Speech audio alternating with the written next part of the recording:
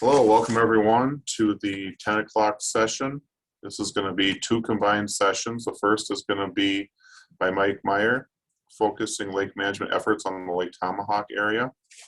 And Mike is a longtime research scientist with Wisconsin DNR, leading groundbreaking research efforts around common loons in the Midwest related to their health, viability, and geographic range. He also spearheaded numerous wildlife studies related to shoreline health, waterfront development pressure, and restoration of lakeshore property with private landowners. After retiring from the Wisconsin DNR, Mike began Nova Environmental Services in 2017. His team provides lake research and consulting, specializing in loon and baldeo research, lakeshore property management, lake water quality investigations, lake grant and permit writing, and scientific presentations. So we welcome Mike, and we'll go ahead. Well, good morning, everyone. What I'm going to speak to you about today is a project we completed last year for the Tomahawk Lake Association. You see the title there on the title slide. Myself and Jim Kreitlow, a lake biologist, retired from the DNR a few years ago, conducted this project under the collaboration with Jim Meyer with the Tomahawk Lake Association. He's a board member. So this was sponsored by Wisconsin DNR Lake Planning Grant, and I'm going to run through this quickly to give you a flavor of what the project was about and how we conducted it, and then we'll take some questions at the end if you have some. So the project goal was to encourage private and public landowners to implement shoreline best management practices, specifically in the ecologically sensitive shoreline regions of Tomahawk Lake when needed. Tomahawk Lake is a 3,000-acre lake, and we wanted to focus our management efforts in parts of the lake where the practices would have the best ecological benefits. And our working assumption was that by increasing the knowledge of the ecologically important features of Tomahawk Lake, we are predicting that the landowners near these sites will be encouraged to adopt shoreline best management practices. So our objectives are, as you see here, first was to create a GIS map of the critical fish and wildlife habitat on Tomahawk Lake. The next was to create another GIS map of the shoreland conditions at individual tax parcels adjacent to Tomahawk Lake at each individual property. Then we're going to use these GIS maps to identify which properties have observed surface water runoff, erosion, and or habitat loss during our shoreline surveys, and target our education and outreach efforts to promote these best management practices at properties that are in close proximity to the critical habitat areas that we identified. So our first step was to identify the critical habitat on Tomahawk Lake. And to do that, we used a protocol that was developed by Paul Cunningham in 2008. It's entitled the DNR Critical Habitat Designation Protocol. And I'll run through that as we go. But to know, we identified 39 critical habitat features on Tomahawk Lake, which is in Oneida County, by the way. And I'll show you some slides that illustrate how we identified these habitat patches and how we mapped and described them. So here's the front cover of the protocol that we used, and it has still remained in draft format. It hasn't been a formally designated as a DNR publication, but we received it from Paul Cunningham.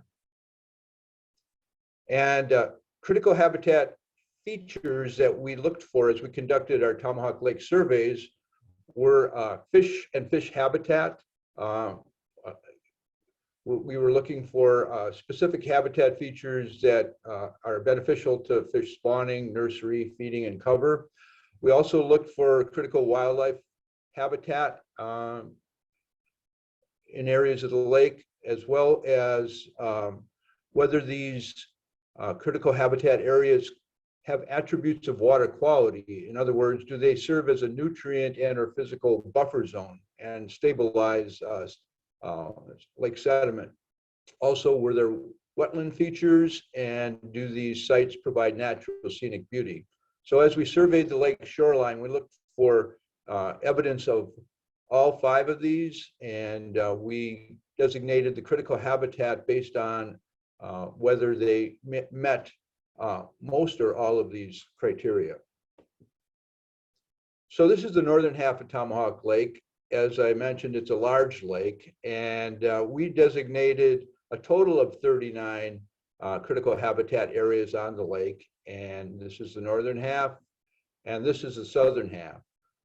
What Tomahawk Lake has as an asset is much of the southern shoreline and a good deal of the northern shoreline remains in public ownership. So there are large stretches of shoreline that have been undeveloped. So when we identify a critical habitat site, we create a map of it using GIS. And this is one of these critical habitat features. It's the Kemp Bay Wetland Complex. And as you can see, we outline the area and shade it in orange, and then we provide a physical description of the site. We've done this in a narrative for all 39 of the different critical habitat sites on Tomahawk Lake, and provided it to the Lake Association. We also go through all of those critical habitat criteria that I described previously, and for each individual habitat that we identified, we go through all 6 of these and look to see which are present and describe them. In this case, this was for the the Kemp Bay Wetland Complex. And we also provide management recommendations for these critical habitat sites at the end of the narrative. We also conducted a shoreline survey using a GPS and a boat offshore. We looked, as we surveyed the shoreline area, for coarse woody habitat. In this case, we used the protocol to identify over 4,000 pieces of woody debris on the shoreline that could be fish habitat, spawning and cover. We also identified the rock and rubble stretches of the shoreline that are potential spawning habitat for walleye and for white sucker. And as you can see, we overlay these features, the coarse wood and the rock and rubble, with the critical habitat sites. So we can see in many cases the critical habitat sites, particularly in the south end of the lake, had extensive rock and rubble in association with them. We also utilized a point intercept plant survey done in 2014 on Tomahawk Lake by Harmony Environmental for the Lake Association to identify the aquatic macrophyte beds that had high diversity and species diversity. And as you can see here, many of these aquatic macrophyte beds also occurred within the areas that we mapped as critical habitat. And as I mentioned previously, we did include the large wetland complexes as critical habitat as well because of their unique flora and fauna and the need to buffer these sites from development pressure. So moving on from the mapping of the critical habitat, we then went on to identify the impacts of development on Tomahawk Lake. And the first was to identify and map the high concentration human use locations on Tomahawk Lake.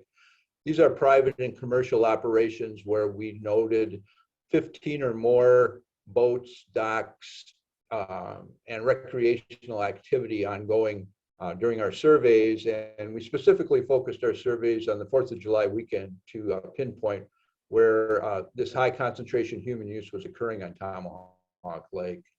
And as you can see here, we identify, this is the northern half of the lake, 8 individual sites where they had high human use over the 4th of July weekend. Some are on public land, Northern Highlands, American Legion State Forest property, attracted a lot of pontoon boats and campers and recreationalists. Indian Mounds picnic area and boat landing also was full for the weekend. And we identify the locations of this high human use in juxtaposition with the critical habitat features. We did the same for the southern half of the lake too. And just one illustration, this is a commercial operation on the north side of the lake near the thoroughfare. We describe what we observed at this facility, and also we make some recommendations as to what could be done to better manage the shoreland on these types of properties. Then we went on to individually survey each individual property on Tomahawk Lake using a protocol developed by Katie Hines and company. A lot of people contributed to this protocol, and we used this to survey each individual property from a boat offshore, and I'll show you some of the data that we quantified at each property. We included a riparian buffer description. We noted any ongoing erosion and runoff concerns. We evaluated the bank zone for runoff, and also we looked for human modifications of the littoral and shoreland area and noted aquatic plant presence. This is the north half of the lake again. There were 414 individual properties on Tomahawk Lake, so it took quite a while to survey the entire lake. And this is the southern half of the lake. And for each property, it's a column, and you can see each property has its own property tax designation at the head of the column. And then all this information was collected on the riparian buffer zone, the number of human structures in the buffer zone, runoff concerns, a description of the bank zone, the condition of the littoral zone, and presence and absence of aquatic plants. And we did this for all 414 properties. So just an example of how we use the data. So the orange shading are critical habitat sites, and the brown property designations are those that have observed gullying and channeling on the shoreland. So, you know, these are the types of property owners that we want to reach out to with best management practice recommendations, particularly those that occur within or near the the critical habitat areas, which are in orange. These are sites where we observe bank erosion. And so once again, these are in green and the critical habitat sites are in orange. And then finally, this is where, these are the sites where we observed a minimal amount of shoreline buffer, where the vegetation had been removed within the 35-foot buffer zone of the lakefront. And so all of these properties have less than 40% of the buffer intact. And once again, the shaded orange represents the critical habitat sites. So our idea then is to bring it all together and identify those properties with deficiencies as we define them, runoff or buffers that aren't intact, erosion, gullying, and juxtaposition them with the critical habitat sites. So if you look at one area in the northeast part of Tomahawk Lake, you can see critical habitat site TL7, and you can see that there are several properties adjacent to it that have either a shoreline buffer that's not sufficient by definition, or observations of bank erosion, or observations of gullying and channeling. So these are the types of property owners that we will target for outreach and education for improving their property management, and also explain to them why it's important for them to address these issues, because TL7 represents not only a aquatic macrophyte bed of high diversity, but also some critical fish spawning areas adjacent to the shoreline. At the bottom, you can see TL8. The properties above it are basically mown lawn down to the shoreline. And right above TL8 is a area of gulling and channeling, and TL8 is a critical walleye spawning area. So we'll package up this information and share it with the property owners to the north of it. And once again, this is a pocket in the, or a bay in the southern part of the lake, and LT 63 in brown under the critical walleye spawning area is actually public land. It's a DNR, Northern Highland American Legion State Forest land that people tend to utilize a lot for recreating. It's got a nice sand beach and they park their pontoons. But up and down the shoreline, there's a slope and there's an extreme amount of surface water runoff. And that sediment can be a problem for covering up these rock and rubble spawning areas. So not only is it private land that needs to have shoreline management practices described, but also some of the public land that has heavy human use. So we can utilize GIS to identify who are the property owners of each of these parcels that we identified. And in this case, these are those with deficient shoreline buffers. And we can reach out to those that are in close proximity to the critical habitat sites by mail and share with them an introductory letter and a packet of shoreline management best practices and an advertisement to work with them directly on surveying their property and also coming up with a prescription for addressing some of the deficiencies. So I spoke with the Tomahawk Lake Association board member, Jim Cavamire, yesterday about how this report is going to be implemented by the Lake Association. In our report to the Lake Association, we recommended several different practices or different outreach tools that they could implement. But as Jim described to me yesterday, they're still in the planning stage. But for a start, they're going to do a lake-wide advertisement of taking the pledge to do shoreline best management practices. They're still developing their means of doing this, but they want to reach out to the lake as a whole with a description of the need and also a advertisement to pledge to support protecting the water quality of Tomahawk Lake by managing their properties individually. And also, Jim and I talked about, our future work on Tomahawk Lake could include direct contact by Nova Ecological Services with the property owners under contract with Tomahawk Lake Association to survey their properties directly and to come up with a prescription for best management practices on their individual property. So that's the project that we completed for Tomahawk Lake. We've got a couple more lakes that we're going to be working on this summer in Forest County. And if you have any interest in this type of work or questions regarding how we did this and what recommendations we're providing lake associations, feel free to contact us. And at this time, I'd be happy to answer any questions you may have.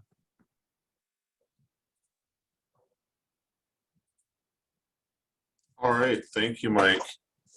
It's always great to see that we have DNR folks that have a lot of knowledge, and we always worry about what happens with that knowledge when they retire. So we're glad to see Mike and Jim, like a lot of folks that's dedicated their lives to these lakes and resources. It's hard to walk away, and they usually continue helping us out in the future, which is someone that does lake management themselves is much appreciated. So if you guys have any questions, put those into the Q&A tab. I know Mike covered a lot of information in a short amount of time. It's probably one of the most comprehensive surveys that I've seen on a lake. Usually lake groups get into maybe a shoreline survey, getting into the substrates and all that, which is important because it's always a little bit tougher. So Mike, I don't know if you mentioned this or not, but as far as the funding for this project, did that come just from the TLA? Do they have a district, or was this grant funded? they applied for a small lake planning grant through the DNR as a lake association. And so they put up the matching funds, and we did receive the grant from the DNR to do this project. We were in close communication with the current DNR lake biologist in Oneida and Vilas County, and made sure that the type of proposal we put into them met the kind of criteria they were looking for funding. And that's an important point. You know, you don't want to form your grant around what the grant needs, but usually you just need to highlight those things you're doing that meet those grant criteria. Right. And working closely with those grant managers is a very important step. So having someone that has intimate knowledge of the grant program and has a good relationship is extremely helpful. Mike, did you have any other partners that's working with TLA on this, either from the federal or local? It was mostly DNR staff up in the Northern Highlands. As we put this together at the front end, the lake staff from Trout Lake, Carol Warden, and Kevin Gauthier's staff out of Woodruff helped train us in Katie Heinz's Shoreline Survey protocol. And it's important to do so that everybody is practicing this protocol in a similar way. So we appreciated their willingness to spend a day with us to get us out in the field in the right way. But pretty much it was a lake association. Jim Meyer in particular was our partner on this, and the DNR lake biologist and lake program helped us out considerably. All right, a question here. How did Oneida County Land and Water react to the survey, or what's their involvement? With Oneida County, we met with them directly before and after we completed this project. They're all on board, and they hope to see more of this type of work done on lakes throughout Oneida County. So they're very supportive. They're very aware of the results of this project, and they're working directly with Jim Meyer on Tomahawk Lake to get this message out to the property owners. And one thing that I've noticed personally, you can react to this, Mike, is looking at the grant program, how it's evolved over the last 2 decades, is having the holistic and long-range view is much more critical now to be successful in grants instead of the individual site or short-term, problems. That's kind of the niche we tried to fill. We know that that's, where the program's moving, and rightly so. And that's the type of project we put together for Tomahawk Lake. And I should say, Tomahawk Lake is pretty progressive. At least the board members we interacted with, they are on board with this type of approach. So kudos to them for getting this rolling. And then you mentioned about you'll be working in Forest County in the future. What lakes are you looking at a project there? The grant isn't in place yet, but we're told it's likely to be in place, and it's Mole Lake and Little Sand Lake. We're going to be working with the Mole Lake Ojibwe Conservation Department on that project, if funded. They're waiting on EPA grant money, but it looks pretty good. So we're planning for that one next. So how many people did it take, and how long did it take to complete the parcel survey? Well, with 414 properties, we had to get going. And so, it's not a rigorous survey. It's from a boat 20, 30 feet offshore. And so we tried to get all the information on that individual property that we could observe in about 5 to 6 minutes before moving on to the next property. And so as lake size, the scale of the project depends on the lake size and the amount of properties on there. But it took us quite a while. And we also did the aquatic plant surveys and rock and rubble and coarse wood earlier.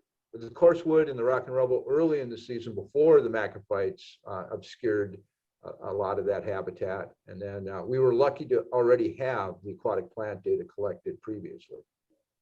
We were fortunate in having that.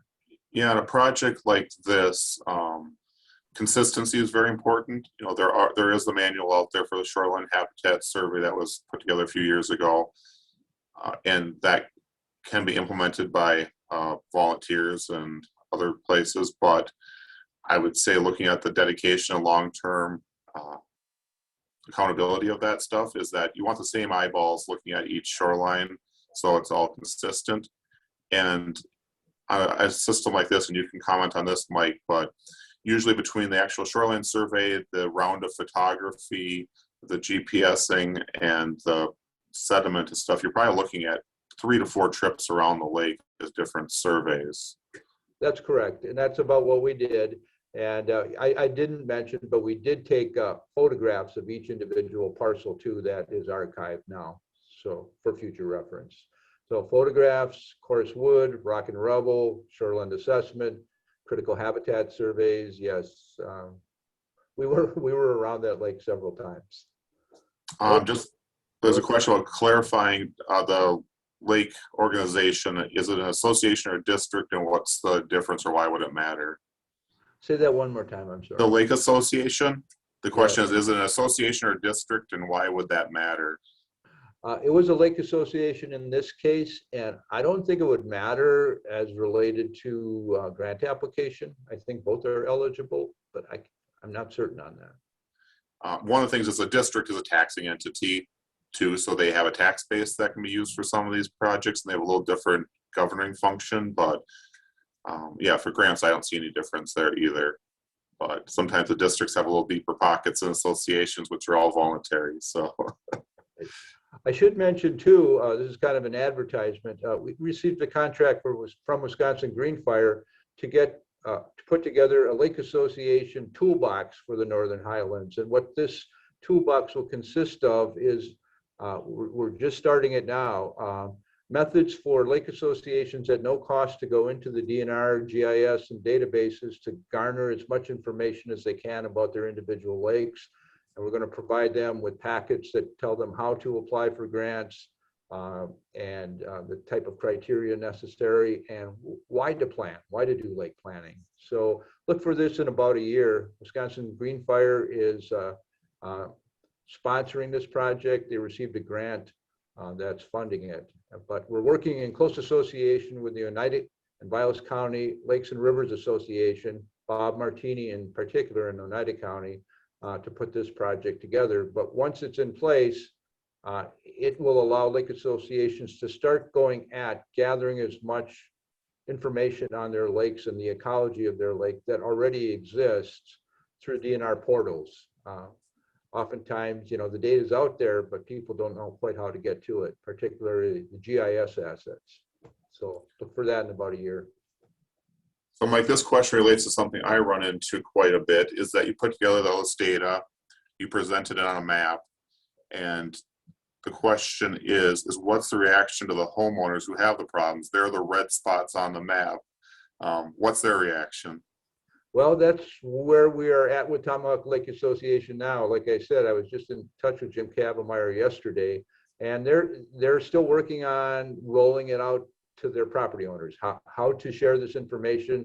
You don't want to do it in a confrontational way that will get people defensive right from the start. The idea is to share this in a manner that you get buy-in. So I was heartened to learn that a new member of their board is a marketing expert. So part of it is how you pitch it. And so we want this to be a win-win. You know, the quality of Tomahawk Lake, it's an outstanding resource water, and they want to protect it for their kids and their future property values. So coming at it from that perspective. And that's always a question of where does it get published? You know, some people don't want their shoreline identified that easily, but they want to work with people to get it fixed still. So one last question here is, do you think that a motivated lake association could do this on their own? If you had the right people motivated. There's some technical aspects to this. You know, I got together with Jim Kreitlow because he was a 30+ year lake biologist in northern Wisconsin. So, you know, he brought all of that to the table along with the work that I had done. So, you know, we were pretty efficient If you were to train up a lake association volunteer crew, you could do it, but you'd want to make sure your training and the personnel, that the training was sufficient and the personnel were dedicated to implementing the protocol properly. So you'd have to have motivated, savvy people, but it can be done, yes, with proper training. It is a lot of hours, though. I know even in our local county office, we ended up contracting ours out because we just don't have that many additional, 400 hours or something to put into that. One thing that would be good for people is if, Nova or whoever else they work with, is see if they can do a ride along, just learn more about the lake, what they're looking at, why it's important. That can be very educational. So with that, we're at time for Mike's presentation. We thank Mike. If you didn't get your question answered, if you think of something, his contact information is on the screen. It's also available through the agenda. You click on his name there and you can message him directly. Thank you for your time, Mike. Thank you for the opportunity.